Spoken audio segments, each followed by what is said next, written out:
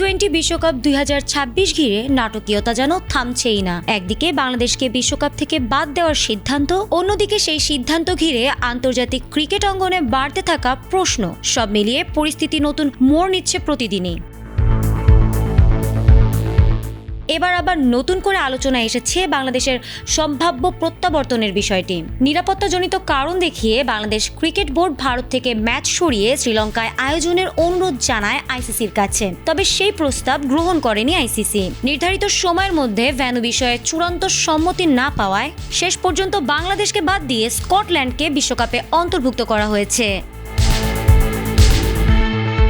আর এই সিদ্ধান্তের পর থেকেই নানা প্রশ্ন ও সমালোচনা শুরু হয়েছে ক্রিকেট অঙ্গনে। ঠিক সেই সময়ে নতুন করে পরিস্থিতি ঘোলাটে হয়ে ওঠে পাকিস্তান ক্রিকেট বোর্ডের অবস্থান ঘিরে। পিসিবি প্রকাশ্যে বাংলাদেশের পাশে দাঁড়িয়ে জানিয়েছে, তাদের মতে বাংলাদেশকে অন্যায্যভাবে বিশ্বকাপ থেকে সরানো হয়েছে। শুধু তাই নয়, ভারতীয় ভেন্যুতে নিরাপত্তা নিয়ে তারাও প্রশ্ন তোলে। এমনকি প্রয়োজনে বিশ্বকাপে অংশগ্রহণ না করার কথাও ভাবছে পিসিবি।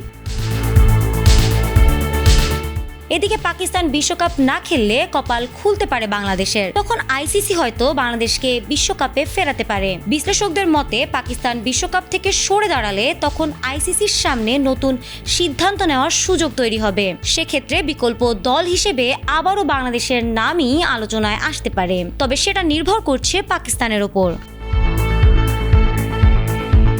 পাকিস্তান এ গ্রুপের দল হিসেবে সব ম্যাচ শ্রীলঙ্কায় খেলবে, আর তারা বাদ পড়লে পরিবর্তিত দল হিসেবে ওই গ্রুপে বাংলাদেশ খেললে তাদের দাবি অনুযায়ী সব ম্যাচই হবে শ্রীলঙ্কায়। বিশেষ করে ম্যাচগুলো শ্রীলঙ্কায় আয়োজনের একটি সমাধান টেবিলে এলে বাংলাদেশের ফেরার সম্ভাবনা একেবারে উড়িয়ে দেওয়া যাচ্ছে না।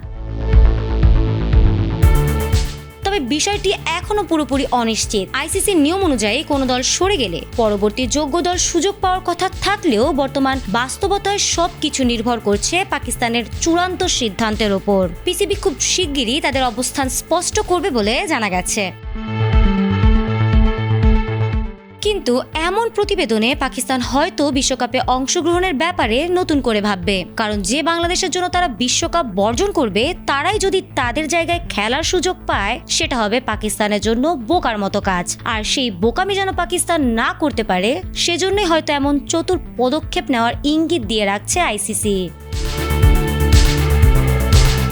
বিশ্বকাপের টিকিট হারালেও বাংলাদেশের জন্য দরজাটি এখনো পুরোপুরি বন্ধ হয়ে যায়নি। পাকিস্তানের সিদ্ধান্তই বলে দেবে এই গল্প এখানেই শেষ নাকি নতুন অধ্যায়ের সূচনা।